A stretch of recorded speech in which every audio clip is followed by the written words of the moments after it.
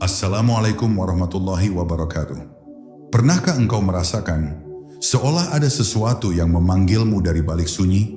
Bukan suara, bukan mimpi, bukan pula bisikan pikiran, melainkan getaran halus yang menyentuh jantungmu dengan cara yang tidak bisa dijelaskan.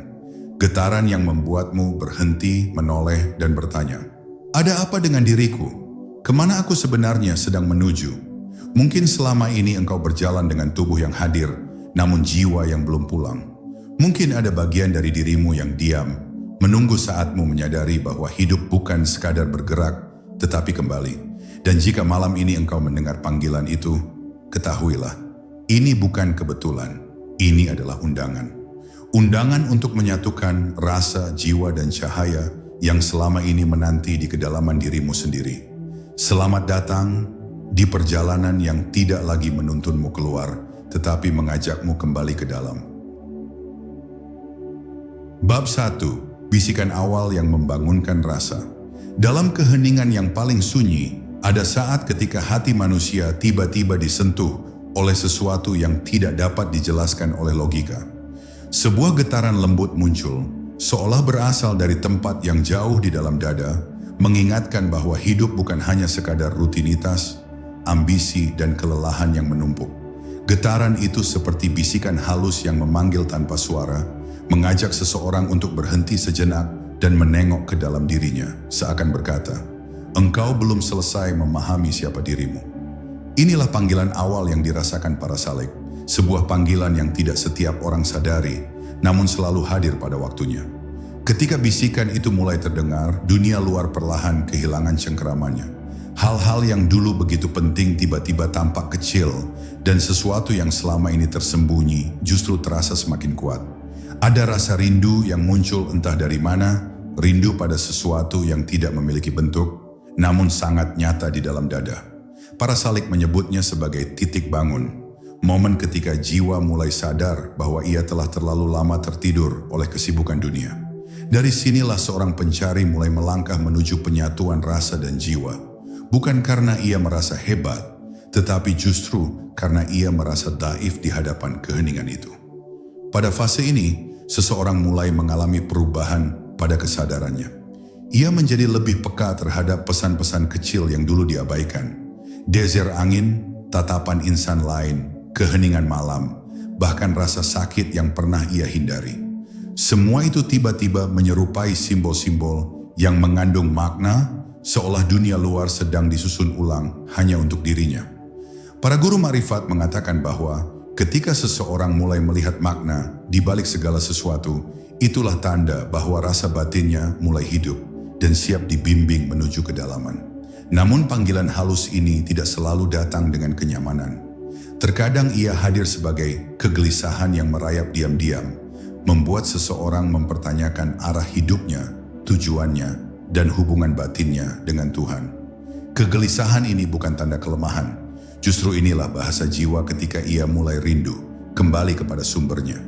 Jika seseorang menolak kegelisahan itu, perjalanan terhenti, tetapi jika ia menerimanya, sesuatu di dalam dirinya mulai terbuka seperti pintu yang selama ini tertutup rapat.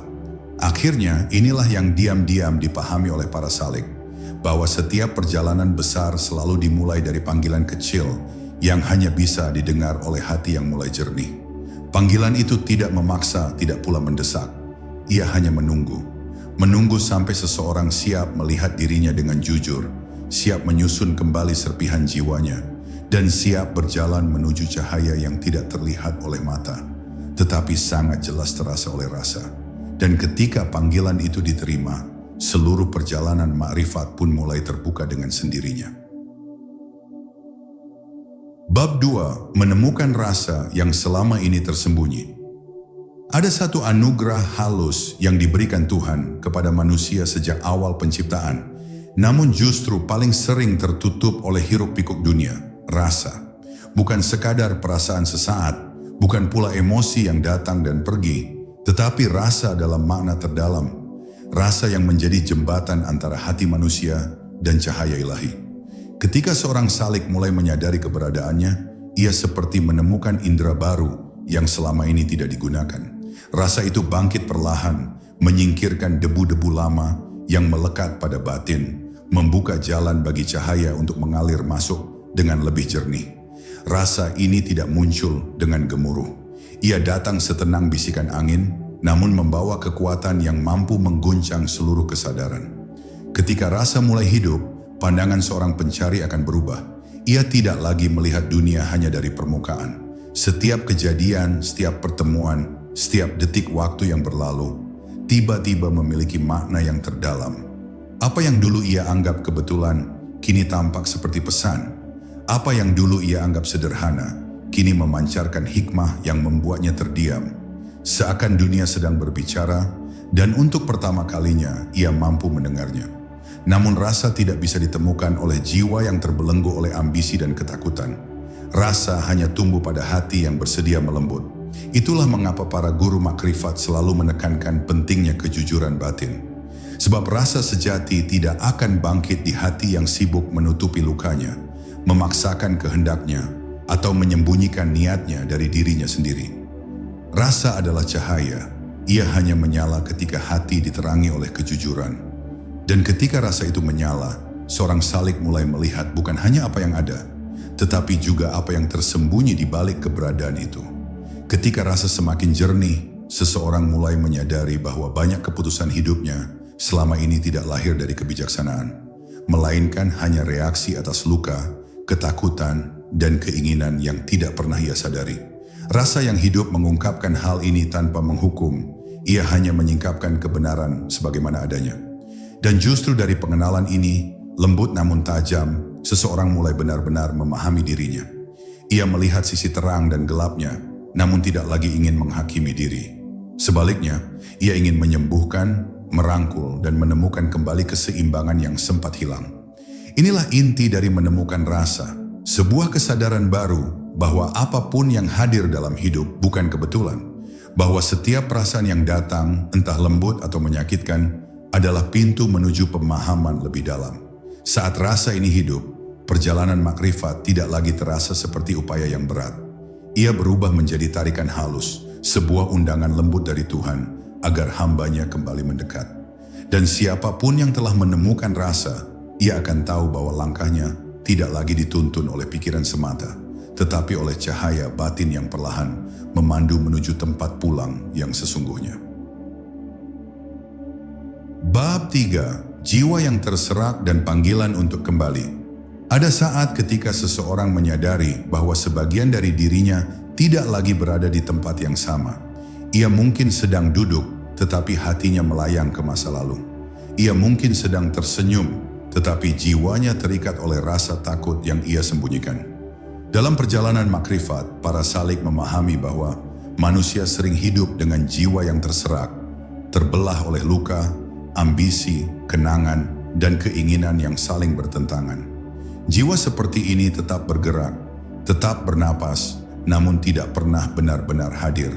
Dan selama ia terpecah, mustahil bagi seseorang untuk menyatukan rasa dan jiwanya secara utuh. Ketika seorang pencari mulai memperhatikan dirinya dengan jujur, ia akan merasakan betapa banyak fragmen dalam dirinya yang tercecer di berbagai ruang waktu.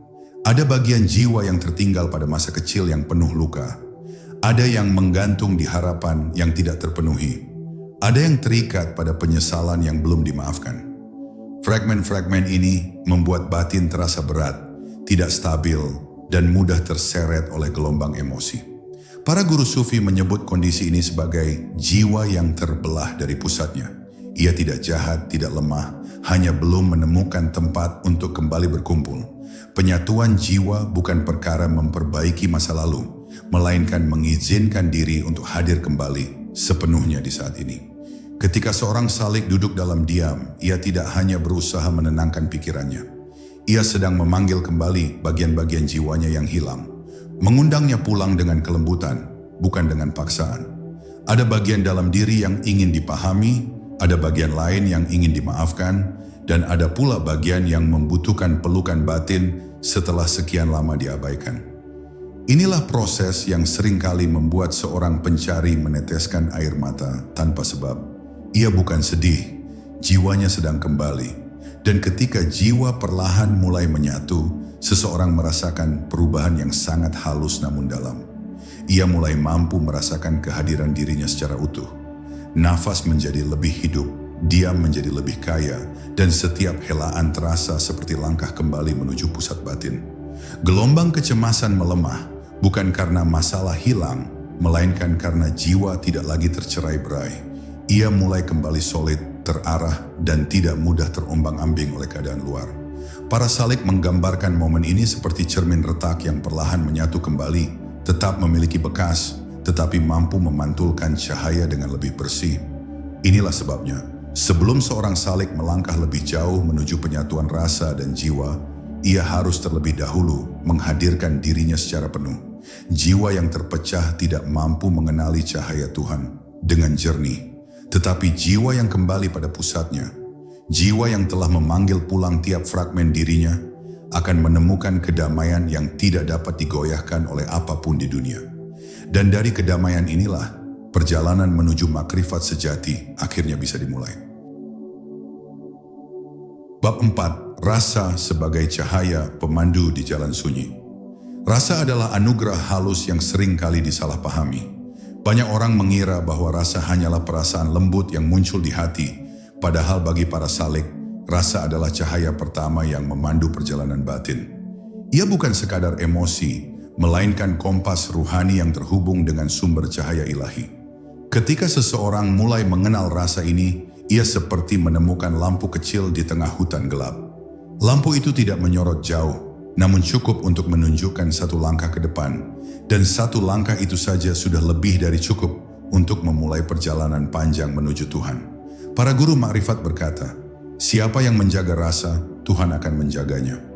Rasa yang sejati tidak bising. Ia tidak datang dengan ledakan emosi, tidak pula dalam bentuk bisikan yang menyerupai suara.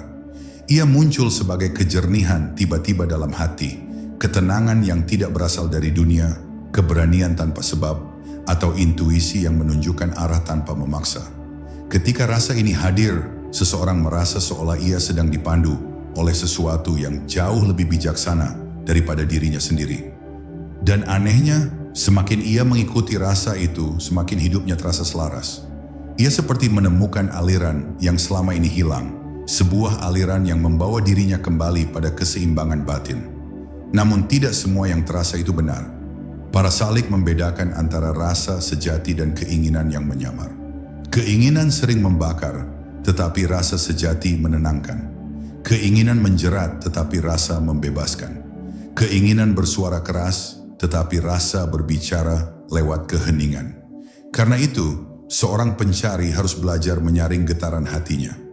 Mana yang muncul dari kepanikan, mana yang lahir dari nafsu, dan mana yang datang dari kedalaman diri. Penyaringan ini membutuhkan keheningan, kejujuran, dan keberanian untuk mengakui bahwa tidak semua suara dalam diri patut diikuti. Dalam perjalanan makrifat, rasa berfungsi sebagai cahaya yang menuntun seseorang untuk mengenali kehadiran Tuhan, bukan hanya di luar dirinya, tetapi juga di dalam. Ia menunjukkan kapan seseorang perlu melangkah, kapan perlu berhenti, dan kapan perlu diam menunggu petunjuk berikutnya. Bahkan saat hidup terasa berat, rasa dapat menjadi penopang halus yang menjaga seseorang dari keputusasaan. Ia memberi kekuatan tanpa harus menjelaskan apapun.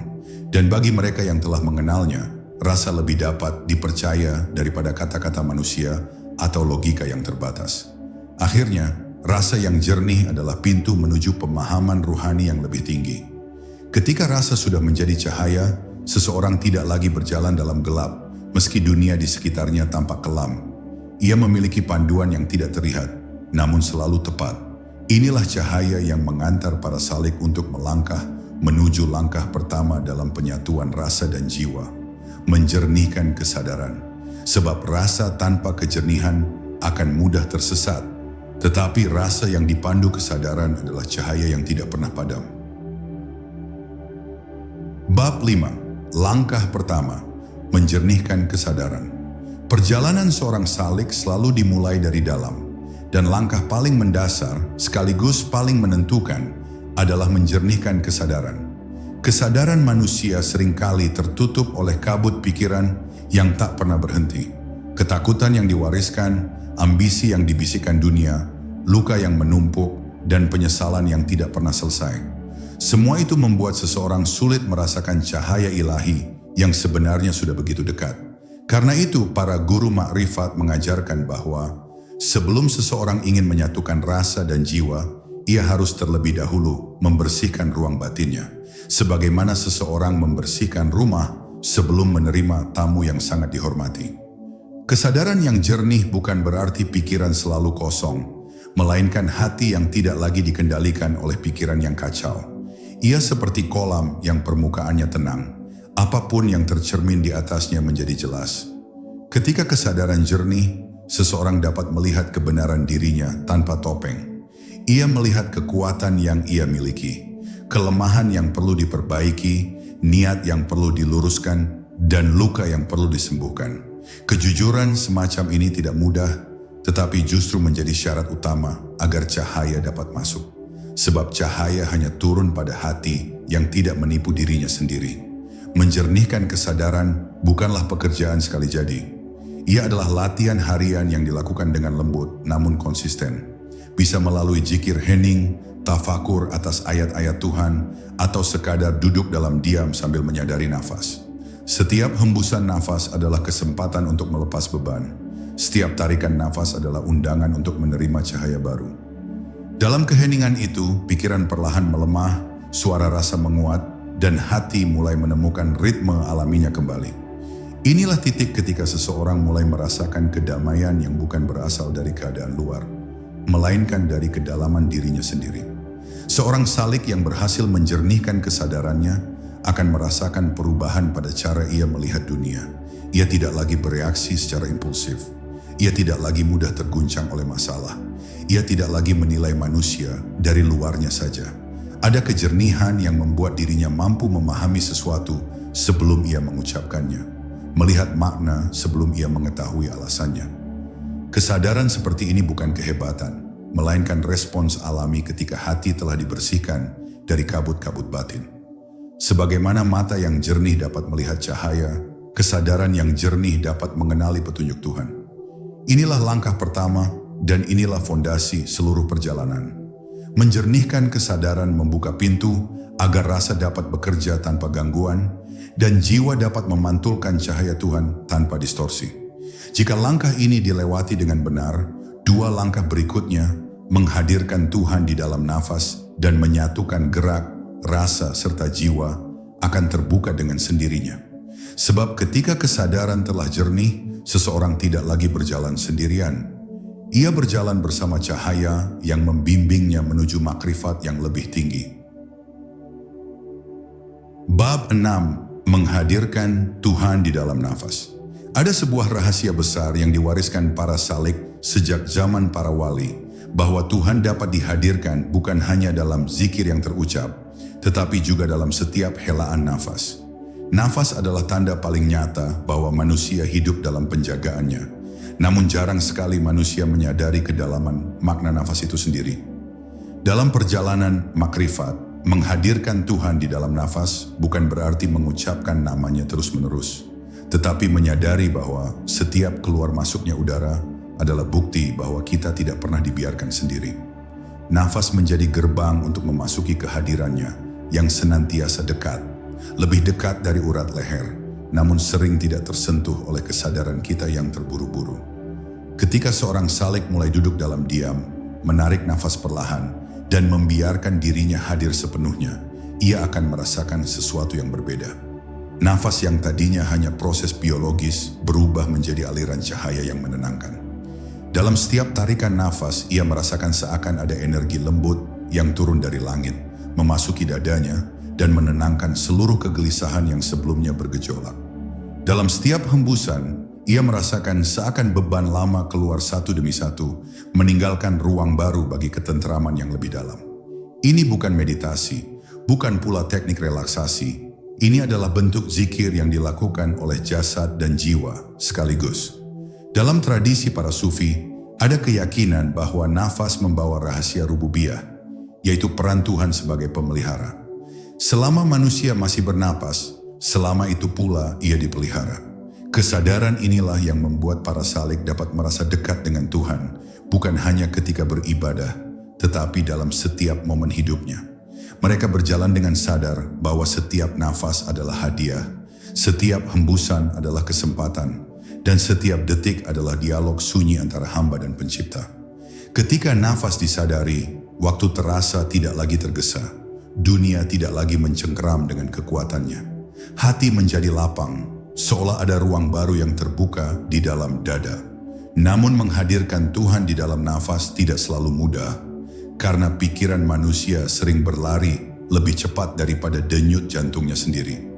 Kadang nafas terasa pendek karena beban pikiran, kadang terasa berat karena luka yang belum sembuh. Disinilah latihan seorang salik diuji, bukan untuk menghilangkan pikiran, tetapi untuk berdamai dengannya. Ia belajar untuk tidak melawan gelombang, melainkan menungganginya dengan hati yang lembut. Ia melepaskan satu demi satu kekhawatiran di setiap hembusan dan mengizinkan kesadaran baru masuk dengan setiap tarikan. Lambat laun, nafas menjadi jembatan yang stabil, menghubungkan manusia dengan ketenangan yang berasal dari Tuhan sendiri. Dan ketika seseorang telah terbiasa menghadirkan Tuhan dalam nafasnya, sebuah keajaiban halus terjadi. Ia tidak lagi perlu menunggu waktu khusus untuk merasakan kedekatan ilahi. Dalam berjalan, dalam bekerja, dalam diam, bahkan dalam kelelahan sekalipun, ia tetap dapat merasakan kehadirannya mengalir perlahan melalui ritme nafas yang teratur. Jiwa menjadi lebih peka, hati menjadi lebih lembut, dan kesadaran menjadi lebih jernih. Di titik inilah seorang salik memahami bahwa perjalanan menuju makrifat bukan diukur dari seberapa banyak ia berbicara tentang Tuhan, tetapi sejauh mana ia merasakan Tuhan hidup di dalam dirinya, di setiap denyut, setiap langkah, dan setiap hela nafas yang terus berlanjut tanpa henti.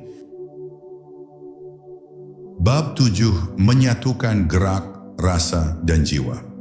Ada tahap dalam perjalanan para salik ketika mereka tidak lagi memahami zikir, doa, atau kontemplasi sebagai ritual yang berdiri sendiri, melainkan sebagai satu tarikan napas yang mempersatukan seluruh keberadaan. Di titik inilah penyatuan gerak, rasa, dan jiwa mulai terbentuk.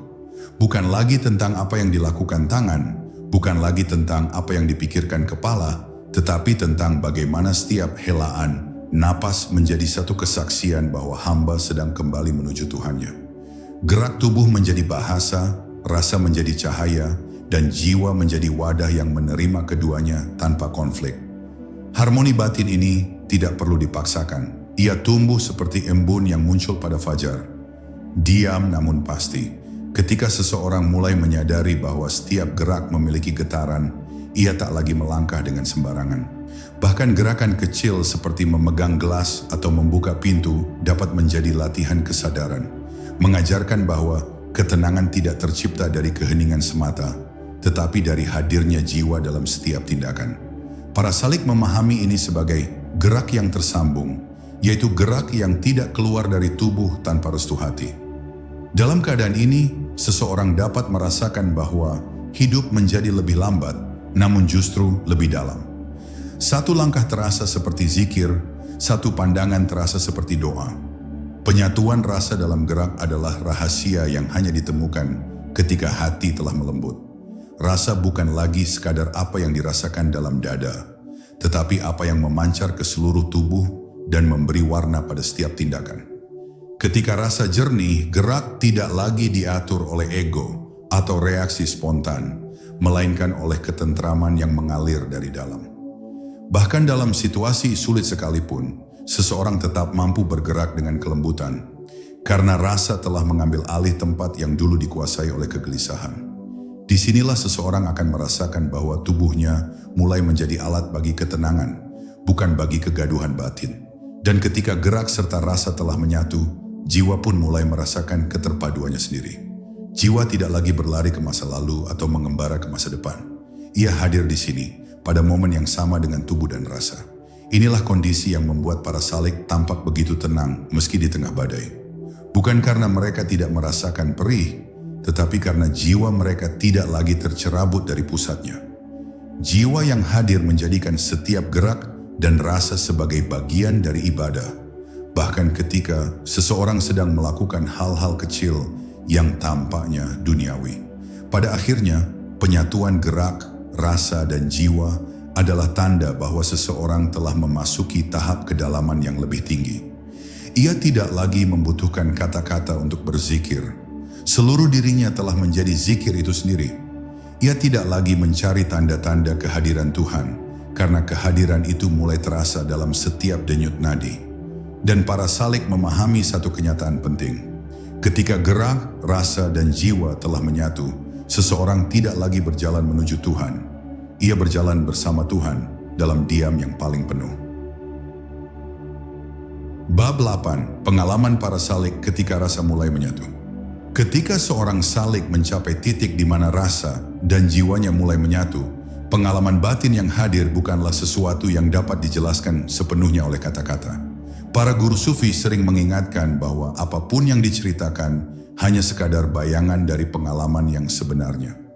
Namun ada pola yang selalu muncul pada setiap pencari, sebuah ketenangan yang tidak datang dari situasi luar, dan sebuah kehadiran yang terasa begitu dekat, seakan Tuhan sedang menatap dari balik tirai yang sangat tipis.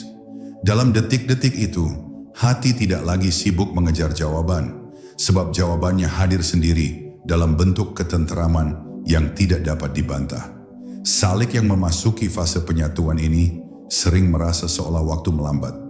Bukan karena dunia berhenti bergerak, tetapi karena batin mereka tidak lagi terjebak dalam pusaran pikiran yang saling bertabrakan.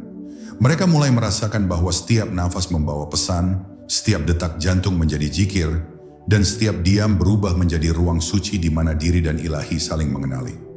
Ada kejernihan yang memancar, bukan dari intelektualitas, melainkan dari kedalaman rasa yang telah dibersihkan oleh proses panjang sebelumnya. Seakan seluruh hidupnya sedang menuntun menuju momen ini.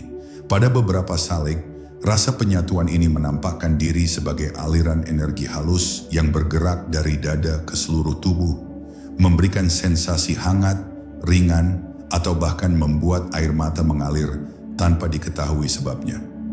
Air mata itu bukan kesedihan, melainkan bentuk pelepasan ketika bagian terdalam jiwa akhirnya menyentuh sesuatu yang begitu murni. Mereka merasakan bahwa kehadiran Tuhan bukan lagi sebuah konsep yang dipahami oleh pikiran, tetapi realitas yang dialami oleh kesadaran.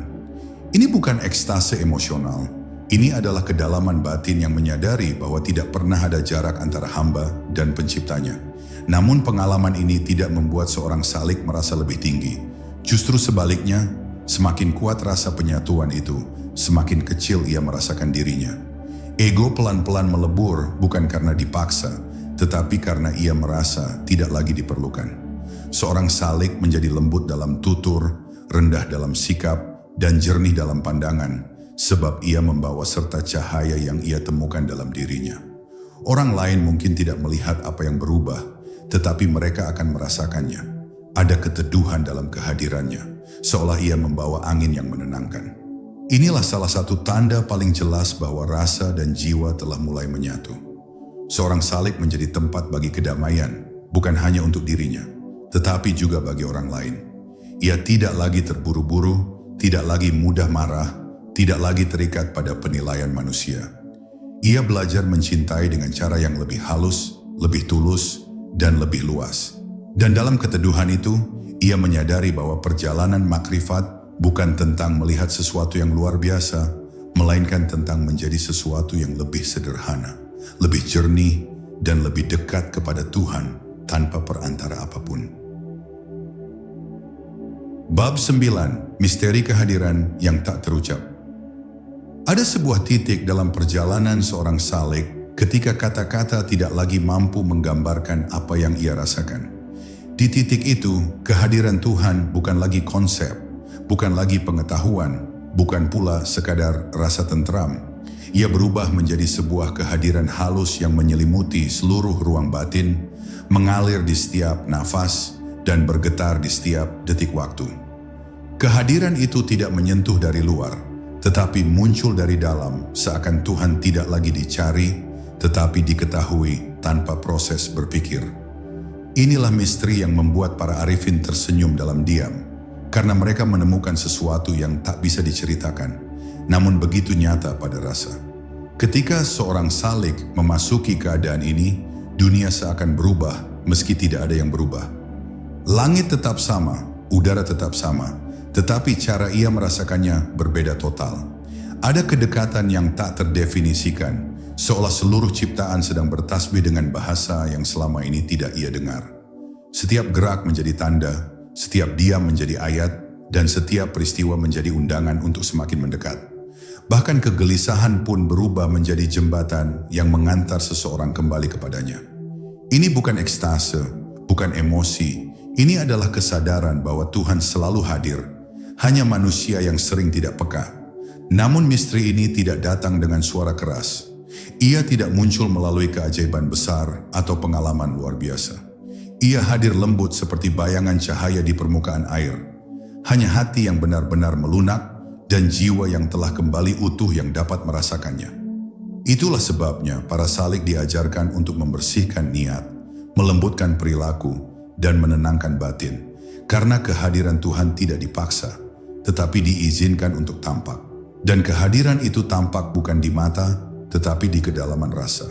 Di tahap ini seorang pencari mulai memahami bahwa dekat dengan Tuhan bukan berarti terbebas dari masalah, melainkan diberi kedalaman untuk melihat makna di baliknya. Ia tidak lagi memohon agar hidup menjadi mudah, tetapi agar hatinya diperluas sehingga ia mampu menerima apapun dengan keikhlasan yang tenang. Kesedihan tidak lagi dilawan, kegembiraan tidak lagi dilekatkan, dan keheningan menjadi tempat pulang yang paling aman. Inilah rahasia yang membuat para arifin terlihat damai, meski badai hidup mungkin sedang melanda di sekeliling mereka. Dan akhirnya, misteri kehadiran ini membawa seorang salik pada pemahaman bahwa perjalanan spiritual bukanlah perjalanan mencari sesuatu yang jauh, melainkan perjalanan kembali kepada yang selalu dekat. Tuhan tidak pernah pergi, tidak pernah tersembunyi, tidak pernah menjauh. Yang tersembunyi hanyalah kesadaran manusia, yang menjauh hanyalah hatinya, dan yang pergi hanyalah dirinya sendiri dari pusat ketenangan. Ketika tabir mulai tersingkap dan rasa mulai hidup, hamba akhirnya menyadari, kehadiran itu selalu ada, menunggu hingga jiwa siap berkata tanpa suara, "Aku kembali." Bab 10, Puncak Makrifat, menjadi hamba dalam cahaya. Pada akhirnya, seluruh perjalanan panjang seorang salik akan membawanya menuju satu titik yang tidak dapat dijelaskan dengan bahasa, namun sangat jelas dirasakan oleh hati. Titik ketika dirinya tidak lagi mencari Tuhan di luar, sebab ia menemukan bahwa seluruh keberadaan telah dipenuhi oleh kehadirannya.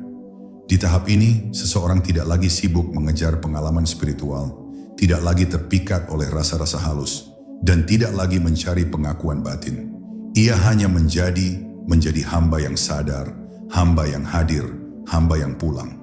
Makrifat sejati bukan tentang melihat sesuatu yang luar biasa, tetapi tentang melihat bahwa segala sesuatu adalah tanda kebesarannya.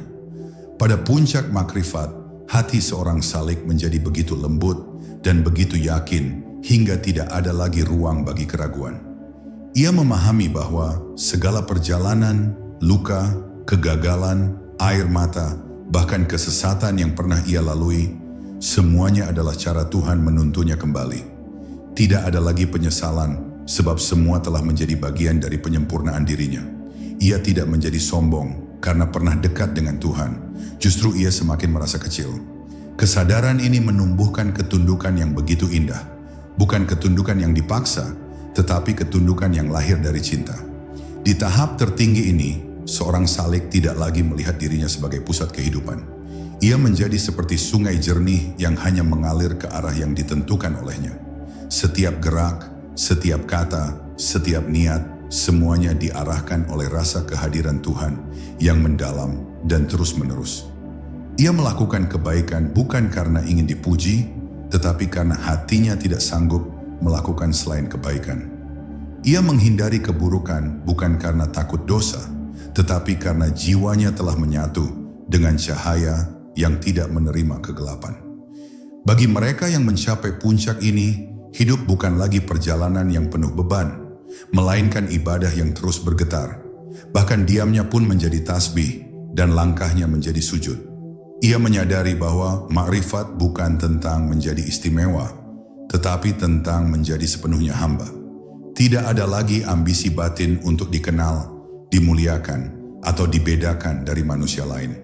Ia kembali pada kesederhanaan yang paling murni, hidup dalam cahaya, berjalan dalam cinta, dan berserah dalam keindahan rencana Tuhan.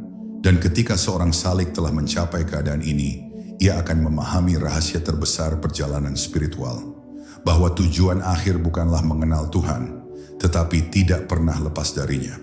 Bukan tentang mampu menjelaskan kehadirannya, tetapi mampu hidup dalam kehadiran itu tanpa jeda. Inilah puncak makrifat yang diajarkan para wali dan arif billah. Ketika hamba melebur dalam kerendahan yang indah, dalam cinta yang tidak bertepi, dan dalam kesadaran bahwa seluruh hidupnya hanyalah bagian kecil dari cahaya yang maha agung. Dengan inilah perjalanan terhenti, bukan karena selesai, tetapi karena ia telah sampai pada tempat pulangnya. Dan pada akhirnya perjalanan ini bukan tentang menjadi suci, bukan tentang menjadi sempurna, tetapi tentang menjadi hadir, utuh sebagai hamba, lembut sebagai jiwa, dan jernih sebagai rasa. Jika ada yang harus kau bawa pulang, bawalah satu hal ini. Tuhan selalu dekat, seringkali hanya kita yang jauh. Terima kasih telah berjalan bersama. Semoga langkahmu menemukan cahaya yang telah lama menunggu di dalam dirimu,